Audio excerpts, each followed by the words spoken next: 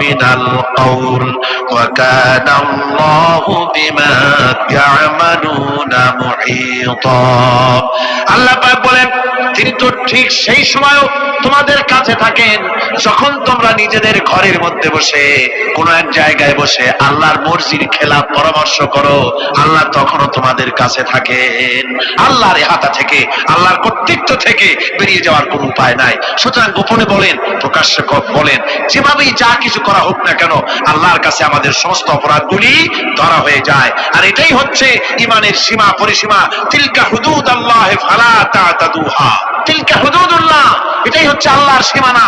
ঈমানের এই সীমারেখা বজায় রেখে ঈমানের উপরে মজবুত করে কোনো ব্যক্তি, পরিবার, সমাজ, রাষ্ট্র যদি তৈরি হয়, তাহলে সেই সমাজেই শান্তি আসে, সেই সমাজেই আরাম আসে, সেই রাষ্ট্র শান্তি